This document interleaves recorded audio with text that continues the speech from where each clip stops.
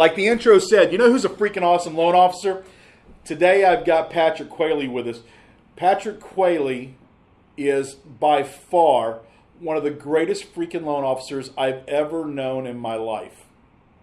I've been blessed to be able to work with this man for quite some time, but even better than that, I can actually call him friend. I can always count on Patrick Queally. Patrick Queally's always there when you call, when you email, when you text. I can send smoke signals while the Northeast is 12 foot underwater, and Patrick Queally's always there for me, just like he's always there for his customers. You know who's a freaking awesome loan officer? Patrick Queally. Thank you, Patrick, for joining us today. Well, thanks, Johnny. Now I got to live up to that introduction. Thank you. I have no issue with you living up to it. I know you will. I've known you for quite some time.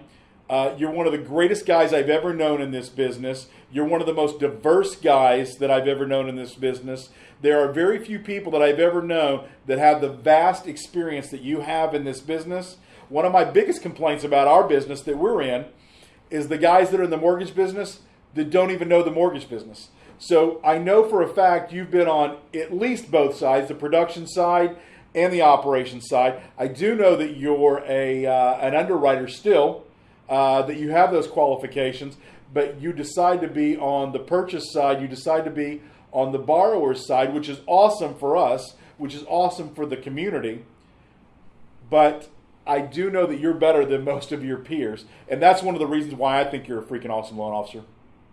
Yeah, well, thanks, Johnny. So that's right. I spent almost the first 10 years of my career on the back office doing processing and underwriting, and got a great background, well-rounded in residential as well as a little bit of commercial real estate as well, underwriting. And after about 10 years of that, I decided to make a shift over to the dark side and wanted to start originating. And I think that's part of what I guess makes me dangerous as a loan officer, that I understand the underwriting guidelines. I don't always necessarily agree with them, but I understand the way it's written, what the spirit of it is, what the intention is. And, it just helps me, do a better job for my clients going in up front, knowing what the guidelines are, taking a look at their financials and knowing how we can structure a deal that'll sail through underwriting and get to the closing table, rather than just, throw it against the wall and see what sticks, the way I see a lot of other loan officers do. It's an awesome response. Now, sitting in the seat you're sitting in right now, just a few minutes ago I heard you say the dark side. So which side is the dark side now? I'm sorry, what's that, Johnny? So which side is the dark side now? Yeah, well, I think you get fingers pointing in both directions. So I think that the origination staff will point to underwriting as being the dark side, the one that holds the big thumbs up or thumbs down. And I think that the operations side really points to, sort of the loose and easy way that some loan officers conduct themselves. Well, I think you still have some underwriter in your blood. Just a little bit. All right, so let's get started into this. I know part of the answers to this one, but I want to hear it from you. What makes you stand out from the other loan officers in your area, in your state, in your groups? I think I know what part of it is, but I want to hear it from your perspective. Sure. Well, like we talked about a little bit earlier, I think it's the underwriting background, having knowledge of how deals are supposed to look at the end of the day. Sort of that I think it's a Stephen Covey quote, start with the end in mind. So once you know what the end package is supposed to look like, you sort of work backwards and you're looking at the financials that the borrower gives you. And, I'm not looking for problems per se, but it helps me identify, the background I have on the underwriting side helps me identify the red flags and the hurdles and things that are going to need to be addressed. And it's sort of, answer the question before the underwriter has a chance to ask it. Put together a good package. Having spent a long time in processing and underwriting, I know that job is not easy. And the more that we can do up front to package the deal, explain what's going on, put together a solid package so that we can put it in front of our underwriter and make their job as easy as possible, rather than making them try and guess and try and connect the dots as to what's going on, present a full package. And I just see so many other loan officers out there that just don't have the ability to do that. And I guess for me, that's not necessarily such a bad thing. I'll say probably, give or take 15% of my annual volume comes from loans that have fallen apart with other lenders that just didn't know how to structure it. Loan officer didn't know how to do their job properly. So, I don't want to come off sounding, pompous or high and mighty about it, but having that background, having spent about 10 years in operations and processing and underwriting, certainly makes me a much better loan officer. I will agree with that completely. You personally would be a much better loan officer than I ever would have been. I may be able to outsell you, but I could never out-knowledge you. Yeah, definitely, a touch of the type A personality. As for all that paperwork and put it all together right from day one. All right. What technology do you love using that has been provided by Hancock Mortgage Partners? Well, there are a number of different things, and what I think is great about Hancock is it's sort of an a la carte menu. You're not forced to use any one particular technology. The whole suite of products are put out in front of you, and of course you're encouraged to use them because they can all help with your success. But we've got Media Center, which is now rebranded to Usurpa, I think is what it's called, and that's your basic CRM. The emails go out, sort of a set it and forget it. But what a really cool feature that's come out that is one of your brainchilds, Johnny, is the perpetual machine, where we can upload contacts and really set it and forget it. And just like the name says, perpetual machine, it'll go on forever until we tell it to stop. And we just keep feeding the data in, and the contacts go out, and deals roll in as a result. So Usurpa and I think Media Center are the two big ones. But what's great about Hancock is with all the other loan officers that are here, we all talk to each other and help each other. There's really no sense of, it's not an air of competition. It's really, hey, I'm using this technology and this piece works for me and this is how I use it. What do you think? Do you think you could, take it and use it, or maybe you can tweak it and teach me something on the back end after you use it? Just so you know, we've interviewed a few people today. This is going to continue on, but what you just said is a common theme, a common saying as this goes on, is being able to rely on the Hancock family, being able to rely on all of your fellow coworkers, no matter where they're at in the country, being able to rely on them for help, for training, for ideas. That's been a common thing. Absolutely. Now, Johnny, it's been a while since you've been, boots on the ground originating files, but I'll tell you, as the rank and file loan officer here, having the support of the other loan officers and reaching out to them and getting answers, not just sort of the technical, this is what the underwriting guidelines say. It's more the loan officer interpretation. This is how you put it together. This is how it really works, So it's sort of, I make the analogy of, auto mechanics. Now, I'm not a car guy. I know you are, Johnny. I'm not, okay? But the analogy with auto mechanics is, you can read all of the user manuals, all of the, repair manuals, but man, you don't know jack until you got the hood open and you get a wrench in your hand, okay? You got to get knee deep into it to really understand it. And that's what I rely on the other loan officers for. It's sure you can read and interpret the underwriting guidelines, but how does it really work? I put this file in, is it really going to happen? Now, that's a great point. Great point. All right. What changes are you going to do to increase leads for not only yourself, for your referral partners, your realtors, in the upcoming quarter, in the upcoming year? Yeah, so I'm real excited about this. I'm fired up about it. Putting together a series of classes for social media called Modern Marketing. Where we've dubbed it the secret sauce. So it's the tools and tips and strategies based on the changes to the social media algorithms for 2018. If for those guys and gals that haven't been paying attention, it's all different now.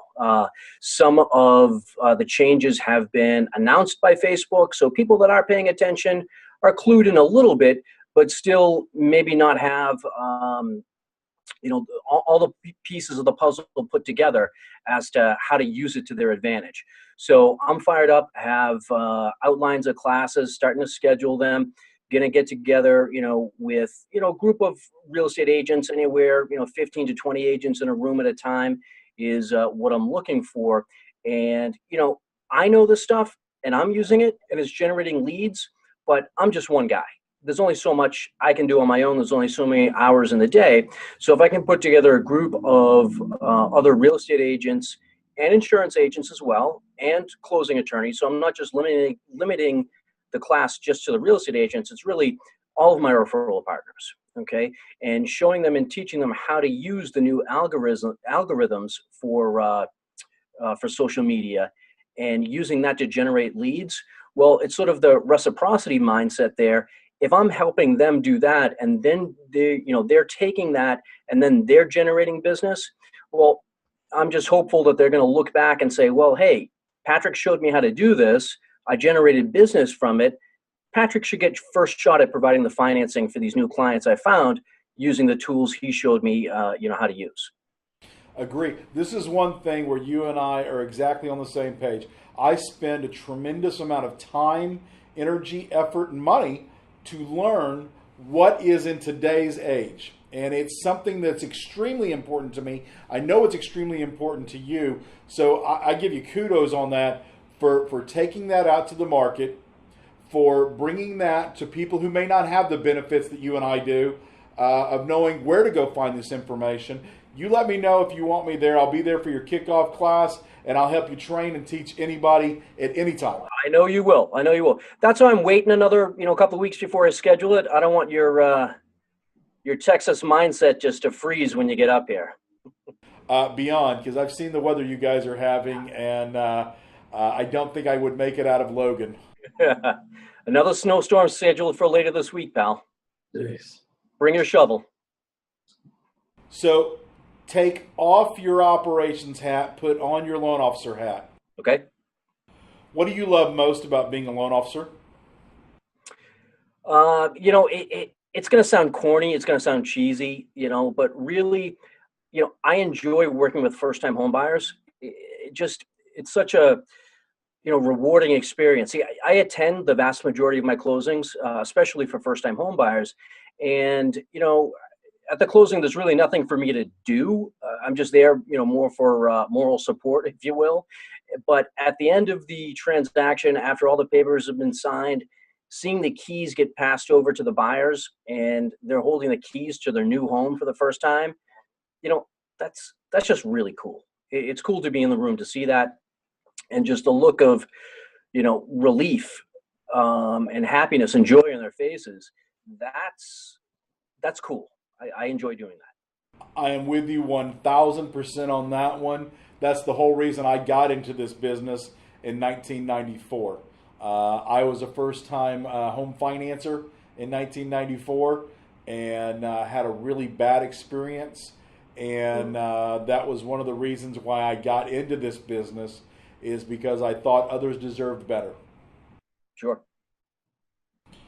All right. Do you have any tips, any advice to help other LOs? They may be in your community, they may be across the nation, they may be in your same building. What tips and advice would you give to other LOs? Yeah, I suppose I'll give two, one on each side of the coin. So for operations, obviously you'd have to clear it with your company, but you should absolutely spend as much time as you can, as much time as you can afford to do, sitting with your loan processor. Shadow your processor. Shadow your underwriter. Now, of course, your company's going to have to be cool with that and take you off the production lines. But again, having spent, close to 10 years in the back office, that experience is invaluable. Just, knowing what they go through and what they have to do and the extra steps they have to, go through to put together a file that maybe hasn't been assembled very well. But just the routine things they have to do, even on a file that is well put together, is going to help the loan officer put it into perspective. It's going to bring you a long way in a short period of time, understanding what the back office actually does. Okay, so that's from an operations standpoint.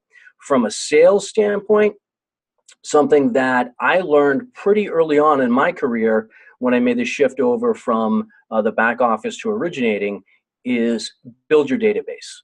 Okay, take down those names, those emails, those phone numbers. That's your entire career. That's your business. More than 80% of my business year over year is repeat clients and their referrals. So my database is a gold mine. I know that. In other lines of work, it could be called an annuity. Okay, so you got to treat them right, pour the love on them, take care of them, reach out to them, not just when rates are low or when you think that there's a transaction at hand. Reach out to them periodically. So I have clients that it's tough to reach out to everybody, but between phone calls and snail mail and emails, at Facebook, it's getting easier and easier to reach out to a number of clients. Stay in touch with your clients. Stay in front of them.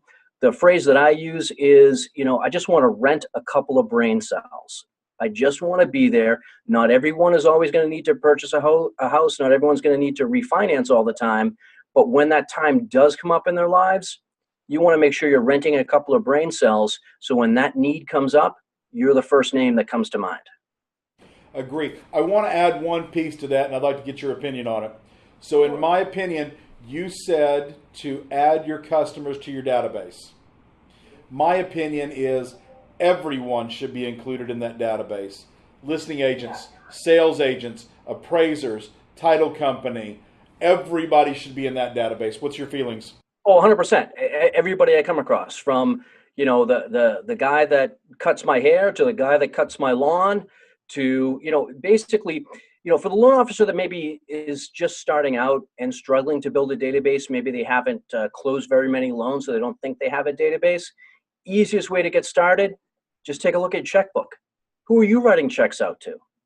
They should know what you do. Reach out to them.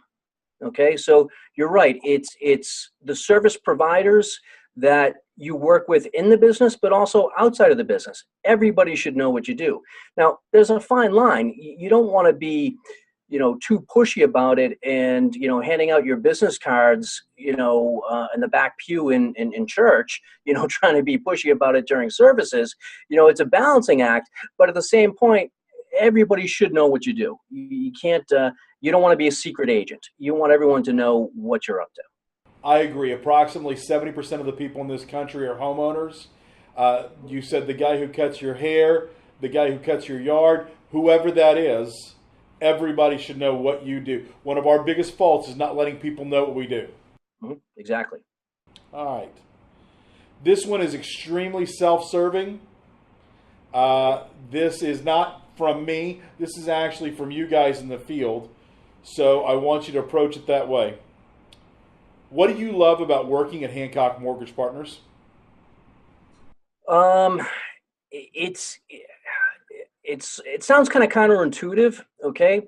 But it is the corporate backing of having processing and underwriting and everything that most people would associate with working for a company, okay? But it's also the independence. Look, I'm in my branch in Massachusetts, however the hell many miles away from Sugar Land, Texas, and you guys don't screw with me. You just let me do my thing. You're not breathing down my neck. You're not saying you got to hit this number, you got to hit that number. Sure, I'm going to have off months, and I'm going to have fantastic months, okay? And it is a business, and it needs to be profitable, but the way that I run my practice is different than some of the other branch managers. And there's no one route to success. What I'm comfortable doing is not what someone in Texas is going to be comfortable doing, and vice versa. But, the company is smart enough to realize that there are a number of different ways to success. And some of it is just regional differences. So what works in Texas, even if I wanted to do it in Boston, might not work. So you guys just sort of, I guess, leave me alone, let me do my thing, and it's successful and it works. But at the same point, in addition to just being, having that independence to do my own thing, when I do need help, when I do need support, need something from corporate, need help with whatever it is, it's a phone call away. And I'm not afraid to make that call. I am in total agreement with you on that. My opinion is it would be completely counterintuitive for some guy sitting in Sugar Land, Texas, to tell somebody sitting in Boston, Massachusetts, who their customer is, how their marketing should go, what it should be.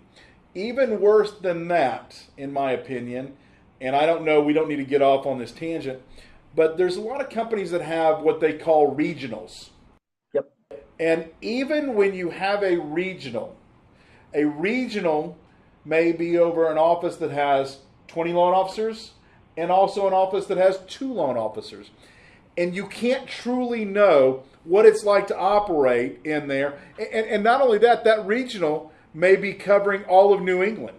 So that would be like me thinking that New Hampshire operates the same way that Bar Harbor, Maine operates. That would be the same way as thinking that Vermont and Massachusetts were interchangeable. And we know that's not accurate. So one of the reasons that we have that autonomy is because nobody knows your market, nobody knows your borrowers better than you do, especially somebody who's 2,000 miles away. Yeah. Well, I mean, the example here is what happened when I was at a company before I joined Hancock, which was just 180 degrees, just the complete opposite. So I was recruited by a company who told me that, they enjoyed my marketing. They like what I'm doing. They like what I'm doing to generate business. I have a good reputation in the marketplace. They'd like me to come work for them. So negotiations go back and forth. And finally, I agreed to come on board. And I was there for, I want to say about 48 hours. And they said, okay, great. You've done all these different things to be successful and to build a great business. Perfect. Now stop doing all of it and do it our way. And I just about crapped my pants. It was not what I thought I was walking into.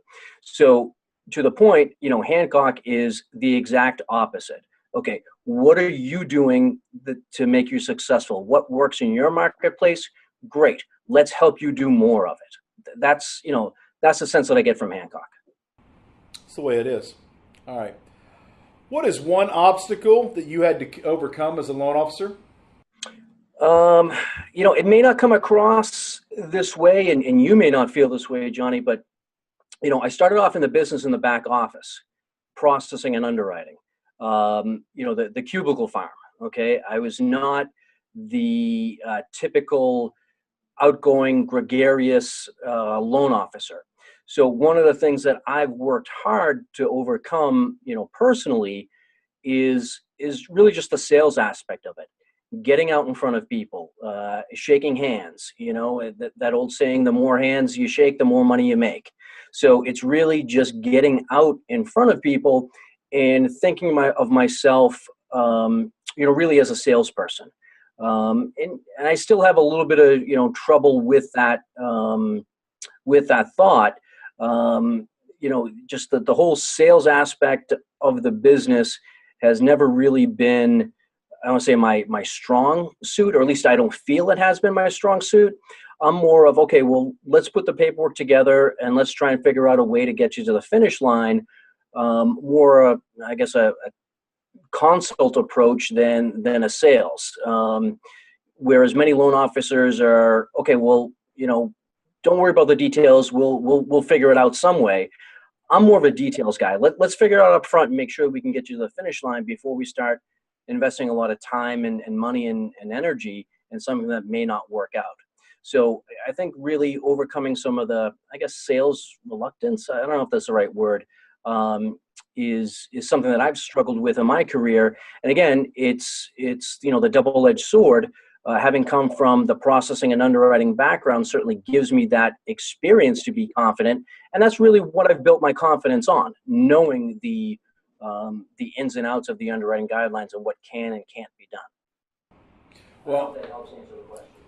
it does, but I will add to it. One of the things that I know for a fact, and I've actually, a lot of people haven't had this benefit, but I've had the benefit of sitting inside of some of your closings with you on my last visit up there, is when Patrick Queally tells somebody that they're pre-approved, when Patrick Queally tells somebody they're approved, there's no question whether that's a fact or not.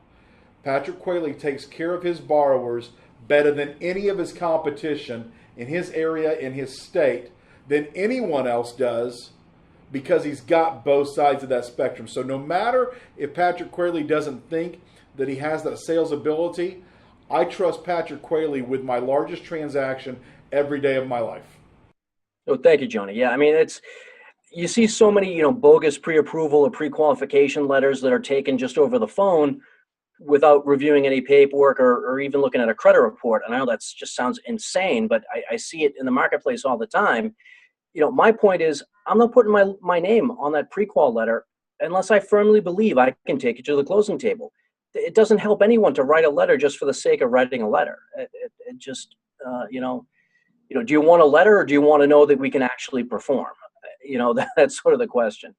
Agree. Awesome. All right. Did you always want to be a mortgage loan officer? If so, why? If not, what were you pursuing before you did this?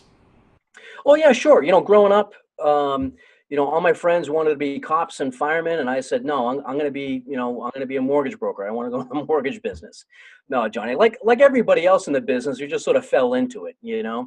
I got a temp job at a bank while I was still in college, and ended up falling into the mortgage department there. And here we are, 25 years later, and I'm still in the business. So what were the other parts of the question? Oh yeah, if I wasn't a loan officer, what else did I want to do? Well, while I was in high school and starting off in college, I actually wanted to be an architect.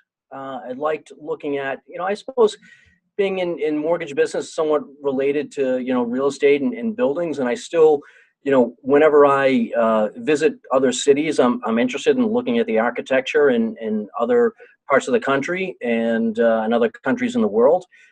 So if I wasn't a loan officer, yeah, I'd probably be an architect. Awesome. Awesome. What is one piece of advice you would give to someone looking to purchase their first home or their forever home? One piece of advice. Well, I would say that know your numbers. Meet with your loan officer, provide your financials. I see it happen too many times that I have to be the bad guy. I don't like being the bad guy. And what I mean by being the bad guy is an individual or a couple just falls in love with the house, whether it be their dream home or their first home, and they place an offer on the house, and the real estate agent is someone that I've worked with before, and they introduce those consumers to me. I put together the numbers, and there's just no way in hell we can make those numbers work, and they can't afford to buy that home. And I get to be the bad guy and tell them, no, the numbers don't work. So the best advice I can give someone is don't put the cart before the horse. The right sequence is putting together the numbers, figure out what you can afford, and find a home that fits that budget, rather than finding the home and then figuring out a way to make the budget work, because it doesn't always work. So know your numbers first. I guess whether you're a first-time home buyer or buying your retirement home or anywhere in between, the same advice across the board. You got to know your numbers. Meet with your loan officer, let them review the financials, and let them tell you what that budget is going to be. And a lot of times there's a difference between what it says you can afford on paper and what you're comfortable paying. And a lot of times you end up somewhere in between. You find the right house, you stretch a little bit beyond what you thought you were comfortable with, but still well within your qualifying parameters, and we can put that deal together. I find that a lot with first-time home buyers. Great advice. Great advice. Now, here's something that everybody may not know about you.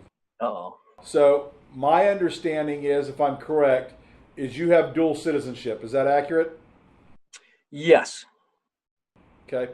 So you're Irish descent, which is probably not something that stands out in your That's like area. 90% of Boston. That's But here's where I'm going with that. As I interview you today, and I'm looking around at your office, and I've been in your office, there are two things that stick out to me tremendously. I see the U.S. flag over your right shoulder, yeah, we get that better view of it there. and over your left shoulder, I see what I believe is a military mortgage boot camp shirt. Yes, sir. So this is my Bryant Gumbel moment Okay. to pull your heartstrings. Tell me why those two are in the background. Well, so to go back, what you say, question you asked me about dual citizenship, I think I'm fortunate in the sense that um, I was born here in the U.S. I was born in Boston, but I actually lived overseas. I lived in Ireland for a number of years. Both of my parents are from Ireland. I went to high school there, lived there for a number of years, and I spent most of my vacations as a kid, summers and some Christmas vacations over there. So I think I've got a little bit of a unique perspective in the sense of knowing what an awesome country the United States is, but I really have something to compare it to. Now, I'm not speaking anything negatively about Ireland, Not at all. but things are different there. It's a different experience. Okay, having lived overseas, you can appreciate more of not just the freedoms but the opportunities that the United States offers. Um, you know, in other countries, sometimes it's just not possible to find employment. Now, in the U.S., if you want to work, you can find a job. Okay, you may believe that that job is beneath you. Maybe you don't want to sweep floors or flip burgers, but damn it, if you got a family to feed, you'll do whatever you have to feed them, and you'll take that job. But those type of opportunities just don't exist in every country. So it sort of gives me the a good feeling knowing that it truly is the land of opportunity. So that's the U.S. flag, and the military mortgage boot camp shirt that we have over here. Really, one of the things that I'm proudest of is my growing knowledge. I've done a lot of them, and thanks to the support here with Hancock Mortgage, learning more and more and becoming more proficient in VA loans. Okay, so we have a group of loan officers. They're not all Hancock loan officers, but a number of them are across the country that are part of what's called Military Mortgage Boot Camp, where we get together and go through and understand and figure out ways through the VA loan program to help our veterans purchase and refinance real estate. It is a quite misunderstood loan product, but man, it's a great thing. So to be able to help the men and women in uniform that help defend the flag and our our freedoms and help them get into a house. We talked about earlier about first time home buyers. Man, it's even better when that buyer's a veteran. I agree with you more than you know. I'm a huge supporter of Military Mortgage Boot Camp. I actually sponsor a number of their events across the country. I think it's imperative that all of our people know what Military Mortgage Boot Camp is. I will tell you that it has made our VA production grow by 20% year over year.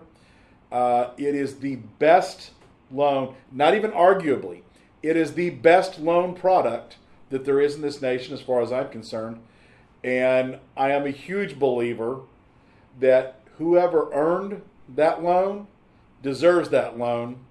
And every loan officer across the country that is not putting a veteran into a VA loan should be. It's almost a disservice not to do that.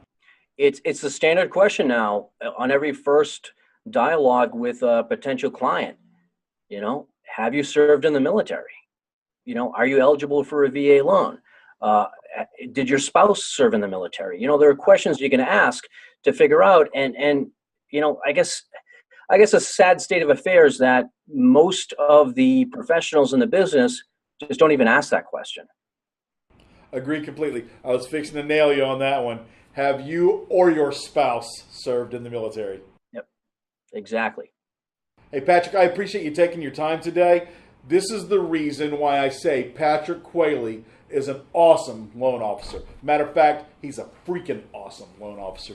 Patrick, I appreciate you today. Thank you very much. Thank you, Johnny. We appreciate you. Thanks for all you do for us. Have a great day.